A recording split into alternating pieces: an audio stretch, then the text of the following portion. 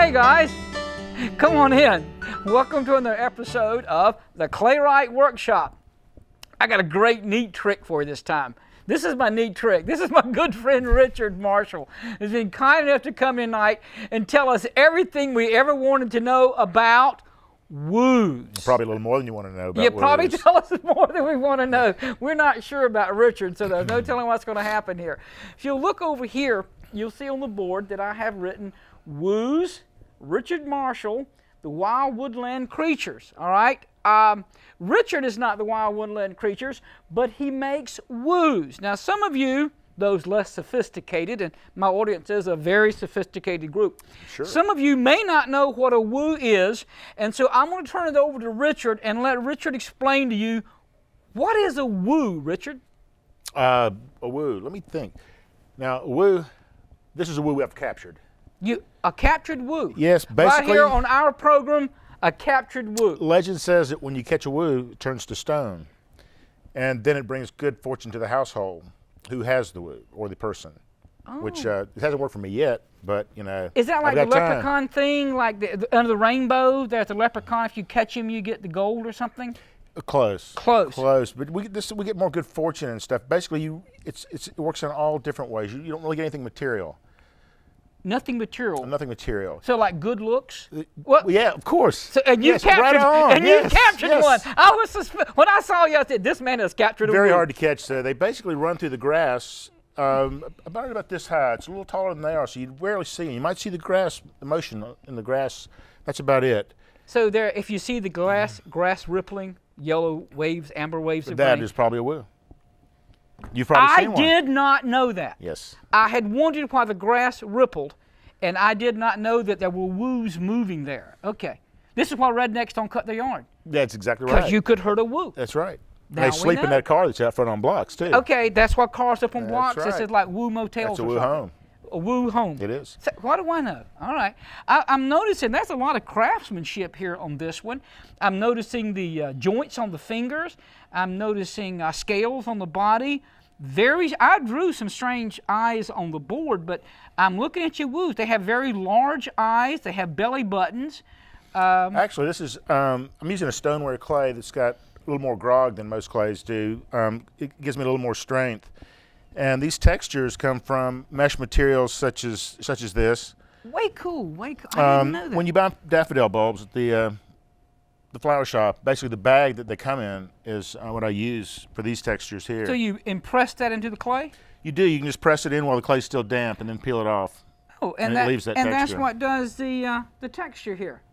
Way cool. But this is, you could actually leave this on and it would burn out in the fire. Oh, it'd fire off, yeah. Yeah, because this. In fact, there's a material inside this. When we build these, there's a hollow form. It can't be solid or it'll blow up. You know that. Been there. And what we do is we build around our armature, which is the interior of this, would be newspaper. And that way it just burns up because we fire these two. The first time it's about 1,800 degrees. But we'll just wad up newspaper. 1,800 is clay. considered a low fire. Right, it's a bisque fire. That's a bisque fire. That's a bisque fire. That's That- like Cone 0406. Yeah, it is. I think I'm firing these now to 08. I'm not exactly sure what that temperature is. It's a little lower than 1,800. Yeah, it'd be about 1750, I think. And that allows me to handle it because it does get fragile, and these appendages will break off easily. So That's the very thing that I was thinking when I saw this. The nice hair or horns and the neat fingers. But this is a high fire clay. this is a new additive here that they didn't have the horn or the hair until my son came home looking like that. He went through a stage where he would dye his hair to match his motorcycle, and then he would spike it. So I just thought, well, Justin, I like the look, son. I can relate to this. Artist Richard and I have known each other, good gracious.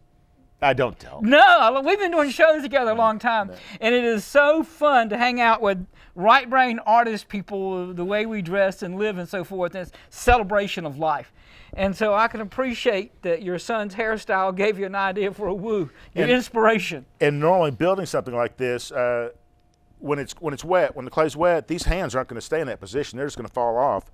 So what I normally do is I make mugs. Now this isn't one. This is a footed goblet here, but I'll make something like this, and what I'll do is I'll set it up next to the arm when it's wet. So I'll put the arm, attach the arm, and then I'll take the mug and slide it in. It'll be on a larger piece of wood. I'll slide it where it's sitting there, so that way the mug itself, and it's green too, it's the way I do my production. I'll make the mugs first, then I'll come back and use the stiff mug to hold the arms up, and that way they're all drying at the same time. They'll be fired in the same kiln. But it'll keep the arms in position. So you could push it up, like to hold that hand, you'd push it up like that. Exactly. And that way the gravity of it wouldn't just weigh down. Mm-hmm. Normally we would just fall off. In fact, we still lose some. Yeah, I've seen the time a little crack would start, and you come in the next morning and the magic elves have come in and destroyed your production. Or the cats or the mice. The cats or the mice or the wind or whatever. And woos, I would think, would be especially mischievous, and be doing weird things at night. That would make sense. I'm not really sure if the cats really care for them. One lady, one of my customers, she was a good customer, but she took a woo home, and she has cats. She likes cats, and she said one of my customers said that woos intimidate cats because they don't blink. And cats have knocked them off the shelf before. I'm sorry. I don't know if this is true.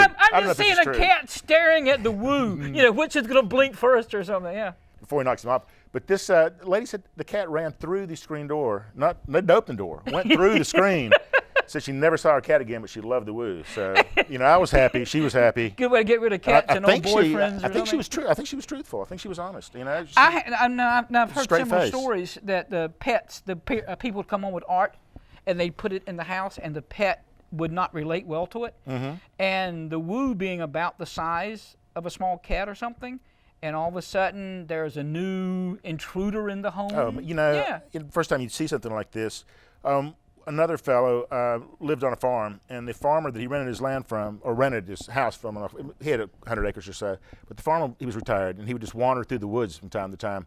So he bought one of these. This is a hatching woo. It was a baby woo coming out of the egg. And he bought one of these and just set it on the trail. Didn't tell the fella, because he figured, this guy knows every inch of his land. One of these days he's going to stumble on this thing, and he will not have a clue what he's looking at, I never heard from him again, so. I like that. If you had this and you put it in your flower bed, I started to say I had some greenery around there earlier. Yeah, so if you put it around your flowers, here we go, and then all of a sudden you would see these little eyes looking up from the.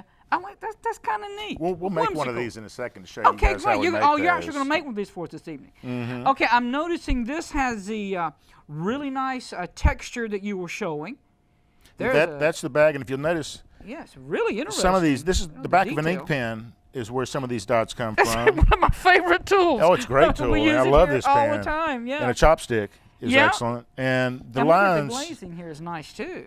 Probably going a little fast, but the lines come from a pattern tracer. You can roll this across the clay, and it leaves an excellent design in the clay. I'm noticing when I look at it, because I always look at other artists' work, because stealing ideas, right? You wouldn't do that, I'm sure. If you steal from an artist, that's called plagiarism. If you steal from a lot of artists, that's called research. So, you didn't know that, right? So when I go to shows, I'm doing research all the time, and I like I like the fact that it looks organic. Where it's torn and pulled here, and then I see all of the detail of the texture. So when you start to look at it, you begin. The more you look and get drawn, the more you start. This one's getting ready to hatch. Evidently. See, it's a new crack. That wasn't here earlier. We've caught this in a metamorphic. We'd rather not do it here, though. It's a little strange. It's a little scary. I've seen some science fiction movies where strange things, get hatched, and reminds me a lot from science fiction stuff. Now, you sell these at your at shows. We do festivals. To festivals, to people that collect unusual. We do have some collectors. That makes me worry a little bit, but I do appreciate it. Because you do the same shows every year, right? You come back the next year to that city and do the show. And Pretty much we do. And somebody comes back and say, I bought one of these last year. What can I add to my collection, right? That's true. What's bad, too, is you don't recognize them, and they recognize you. And it's a little embarrassing, They say, I've got the collection. I've got 3 of these, or 4 of these. Oh, thank you. I got to share this with you. I'm doing a show in Augusta. A very attractive lady comes in. She's dressed like that office, and she has a briefcase, and she stands across from my booth. And I notice her because she's well-dressed, and she's got a briefcase. She opens the briefcase, pulls out an envelope, looks at me, the booth, and starts taking photos out and looking at me. I go, lawyer, copyright, this is not good. All right. So she puts the photos back in, puts them back in the briefcase. She comes in the booth, and she buys a couple of items. And I thank her, and she starts to walk away. And I go, I hate to ask, but I've got to know, what was the thing with the briefcase and the photos? And the lady got real embarrassed. She said, I've been collecting your work for years. And when I get the shows, and I can't remember if I've already bought one of those and one of these. So I photographed my collection before I came in. Excellent. Yeah. Is it cool or what? Yeah, I had a customer this weekend at the show pull out her cell phone and call her husband because he's been looking for me. I haven't been in that city in years, in Greenville. Yeah. Or Greensboro. Where was I this week? And yeah. she said, honey, what have you got? What have you got? He's got one of these and one of these, you know. And this is the collectors, right? Mm-hmm. And we appreciate you very, very much. That's one of the reasons I had Richard here. It's another professional artist. We have some of the and same we'd like you to stories. become collectors too. We would like yes. you. We appreciate you very much. Take photographs. We come back and do a city near you. Come back and buy more from us. So the reason we pass That's this a on. cheap shot. Cheap shot, but I like it. I've always enjoyed your work because it is so whimsical. It doesn't say attention Kmart shoppers. Well, we have a limited audience. I'm afraid that if you're going to go into this business, you probably should find something that's a little more appealing to a broader mass. That's what I'm working on now because we have narrowed our, this doesn't appeal to the masses. Well, it does. It's a strange mass, though, who it appeals to. It's a smaller, eclectic group. It is an eclectic group. Yeah, and we're kindred spirits, just like the artists that come to shows. We have similar lifestyles and everything. And it was do this or get a real job. That's just the thought scary of that. thought. I know it. Okay, I know it. You've threatened to Rather show not. us something. We're having too much fun. We be having too much fun now. Okay, I'm going to move this and this. Let and me show one more piece before I make one. Yeah, this was a strange one over him here, back. but Yeah, this I is don't one of the know new- that I should use the word strange, but Let me bring this out and set it here. now I don't even know what I'm looking at now, but that happens to me a lot, that I don't know what I'm Well, looking at. now a lot of these don't have any definition. There's no, they're one of a kind. I like that. We don't really duplicate. I'm we sorry. try from time to time. I just love that statement. I was just basking in the glory of that statement. It doesn't have a definition. Well, when I was in school, I had a teacher once, well, a number of times, but she said, Richard, would you, interpret this for me? And so I did, and then she told me I was wrong. And I thought, but you really can't. It is your creation, and you don't understand No. it. You're welcome to my world. But thank you for sharing. I love that. It doesn't have to have a definition. no, it shouldn't. I mean, it's a life. It's our I life. made this. In fact, It we've made up exists. most everything in our life, and we've accepted it for what someone else has told us it is. So rather than that, we should sort of evolve on our own and decide what is and what isn't.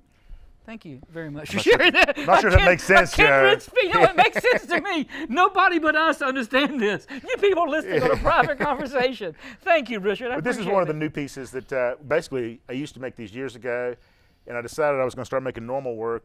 And after trying it, attempting it for about a week, I decided no. The normal thing? Oh God, that is I so gave it up. scary. I'm sorry. I'm still looking at this. Don't take it away. Excuse me. This was beautiful. It takes me a while, and I was just appreciating. Oh, I probably should this. explain some of this. Now, this is built around newspaper. I noticed. I'll the wad lid up come 2 or off, 3 yeah? sheets of newspaper, and then I'll form the bowl, just like I'm going to do in a minute, with a slab of clay, similar to this. Okay. And This is a pinch pot, hollow form. it's not exactly pinched. I use a paddle. I'll beat it into shape really fast. Okay. You don't even have to use your fingers. And everybody sees something different with art, right? So Mm-hmm. interpret. I see a very much science fiction thing here. I just see something outer worldly, spaceship, Well, creature it goes from back somewhere to else. nobody can tell you what it is because you interpret it for yourself. So it's each individual interprets it on their own level. Good definition for art. It is. I like that. And it's also, forgive me, the pragmatic side of my personality, small part. This is because it's a lidded vessel, so you could put things. Oh, and I noticed this. You guys probably didn't pick it up. There's a little notch right here. I'm explaining your work to you, Richard. Thank Take you. notes. Okay, Please I'll do. explain your work to you. There's a notch here and a notch here. So when you put this lid on, it will lock in. See that? How nicely it locks in? And I notice you glazed parts of this, but not other parts. And here on the very lid is a glazed. And so this is, I was saying raku, but you say it's something else? It resembles raku, but what it is, it's high-fire stoneware clay with a mason stain. It's a pottery stain, a black stain we put on there. What we do is I have a tank that's got stain in it over here and then water over here, and I will stain the piece after it's been bisque fired, the first firing. And then I'll wipe most of it off so that it brings the textures out. That way, you wouldn't see the textures as much if you didn't do this. First time. So you put the stain back into the kiln? Oh yes, it'll go 2,300 degrees. It's fine. It's a mason stain. It's a commercial stain for so pottery. this finish is fired into the clay. Yes. Yeah, you couldn't get that off. I work different, so I didn't realize that's what you were saying. Mm-hmm. Okay. Because the only thing goes in the kiln is clay, glaze, and stain, because anything else will burn up. Right. So this is a firing stain. I have been recycling some glass lately. I was picking up litter on the road and found a Jägermeister bottle, half-gallon. Yeah. And I was going to recycle it. Then I thought, wait a minute, it's a beautiful green. Yeah, so that's German, isn't it? Mm-hmm. So I shattered the bottle, and the green did not burn out. It's a really nice green. I noticed a green in the top lid here. So is that a glaze, or is that? That is. Mm-hmm. I didn't use glass on this piece. But you could have used broken glass would look good in there. Yes. Mm-hmm. Ooh, and then melt the people. My students all the time ask me about melting glass and work, and that is so tricky. The thickness of the glass, the temperature. No, it's really not that hard. And basically, if you cool it slowly, you'll get a clear finish. Basically, it'll look like a pool. But if you cool it a little faster, you get a crackle, which is really nice. The glass can't take that stress. Yeah, but you're a professional. You've been doing this 30 years. Right? 30 years, really? I think it really is. Because we've been doing shows together for 20. Yeah. So you get a feel. It's hard to put it in words. Like how fast to fire it, how fast to cool it, how thick to put the stain on.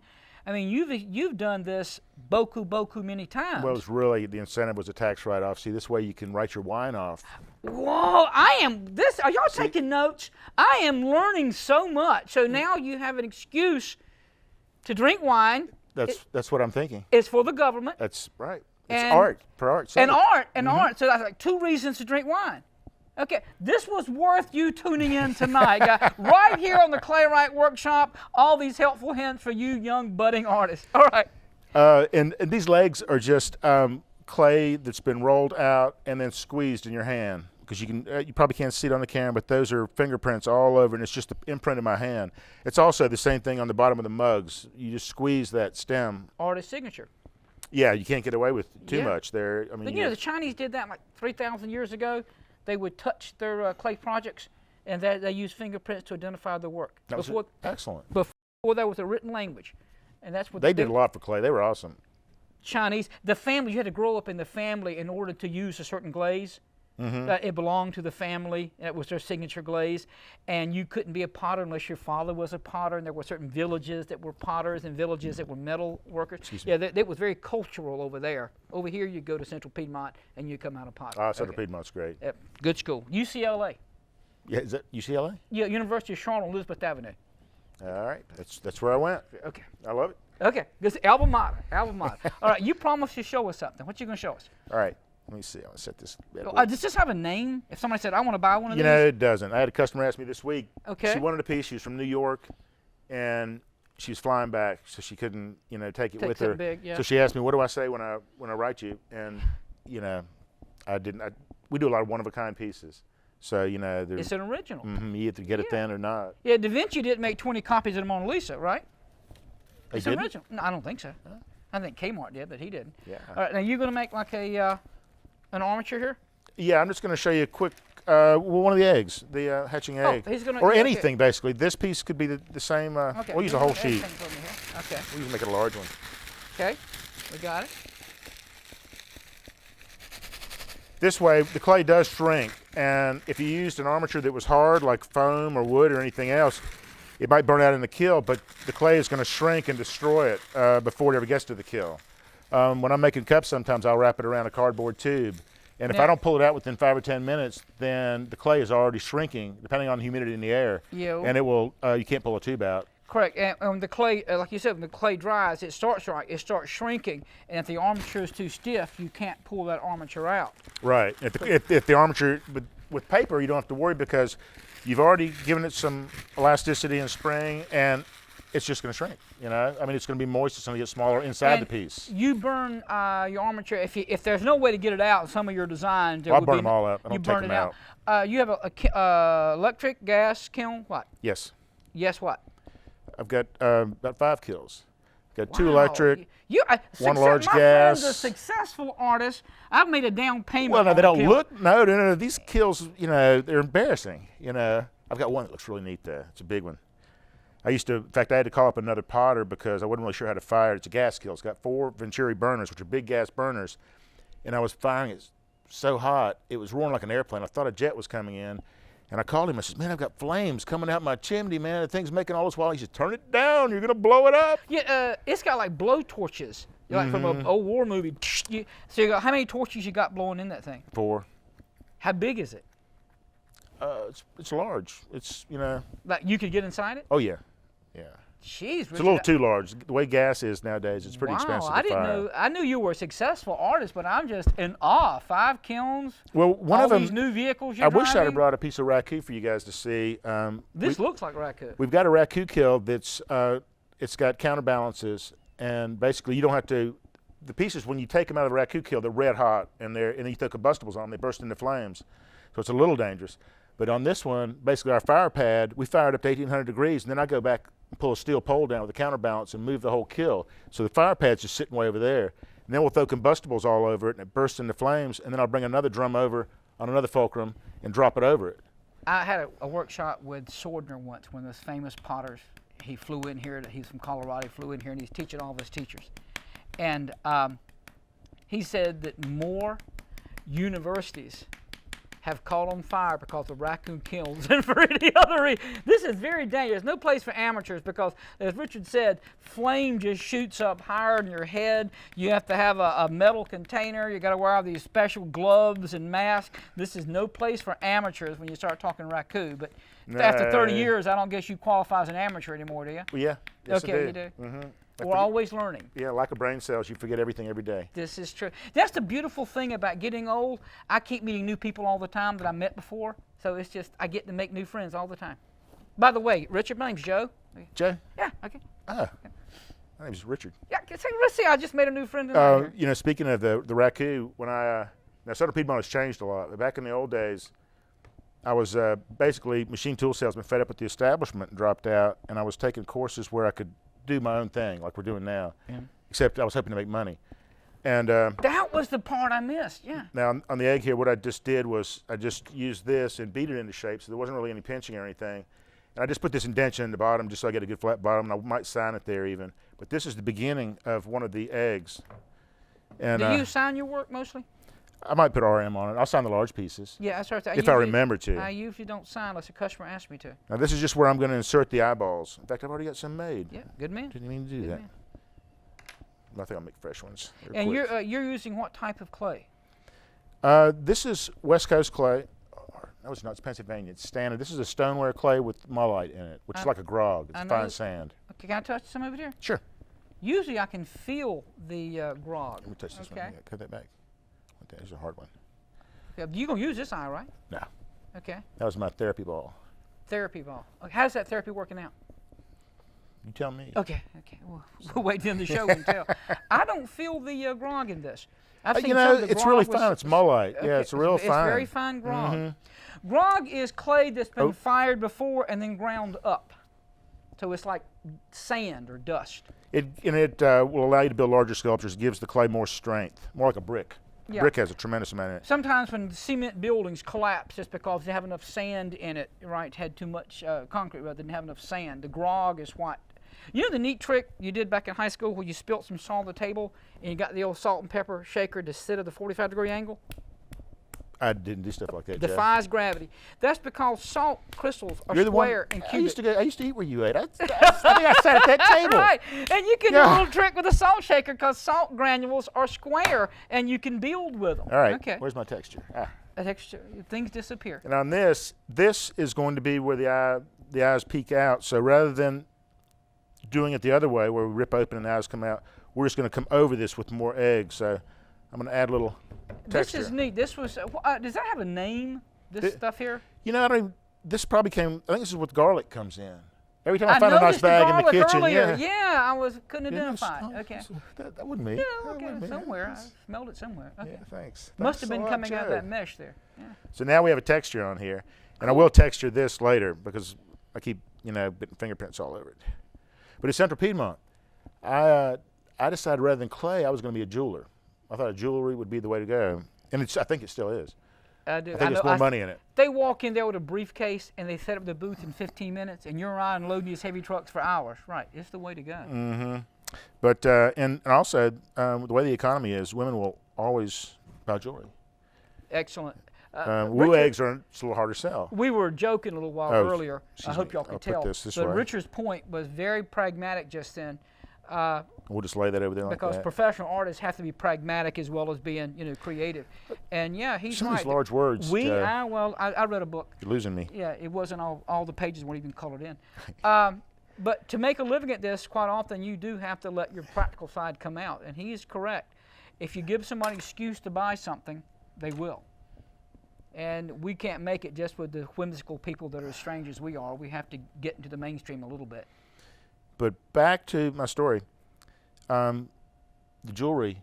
I was in the jewelry class, and I was having a hard time in the jewelry class because right next door, you could see the class, same teachers, and they were having raku parties. It was the clay, the pottery. They were having raku parties, and in the old days, they were drinking wine. No. Yes, they Artists were. drinking wine? Who'd have thunk it? I know. Who'd have thunk it? They're way ahead of me. So Yeah. anyway, that's the teachers allowed me to drop out of jewelry course and go into wine. I just knew maybe it was a calling right then. In my situation, they opened the door for me, but yeah. Yeah. You thought artists are having fun all the time? No, but that class looked really inviting. Was it the clay or the wine? We don't know what called you over. Okay. Now, this is going like to cover your fingerprints. That's right. Yeah. This covers up a multitude of sins. Yeah, well, the texture shows up good here when you get the stain on it. It doesn't show quite as good there, white on white. And I used a larger one on that, too. I usually use the bag that daffodil bulbs come in. Bigger mesh. In the spring, man, I'll go to the Home Depot or something, and I'll end up going through the flower department, and I'm looking for the bags, not the flower bulbs. My wife will plant anything I buy. So I just go for the bag, the texture. Hey, honey, look what I brought you. Got that bag quick? I can relate. Don't know what's in it, but I like the bag. That's it. Yeah. It's a great flower. You'll love it. We pragmatic I was artists. thinking of you. All right, now, does this have a name? A bag of eyes? Or It's a hatching. It's an egg. This is a hatching woo. Hatching woo. All right. is. All right. We only have about a minute left, but it looks like you're in pretty good shape there to finish this up. That ragged edge looks nice. And also, after it dries, I'll break some of that ragged edge off so it's not too fragile after we fire it. Because, yeah, it would break Because it in will. transport or something. And then, basically, that's pretty much, well, now let's put a little texture on the outside here. We'll Now, just wait a minute. roll I this noticed around. this other really interesting tool you were fixing to use. All right, because you've had a bunch of interesting tools here, but we only got about a minute left. You have to tell us, what in the heck is this?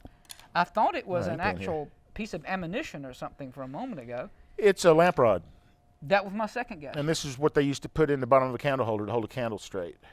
I used to work in a lamp shop. All right, we've only got This is an eyeball maker. Here we go. And the eyes and the pupil. Okay, There he guys. is. Richard, till you next time. My thanks to my good friend Richard Marshall from Waxhaw that has shared some of his objects, their art with us, and even how to make it. This is before and after. This is like before and after. This is what happens with a lifetime of learning. See you next time.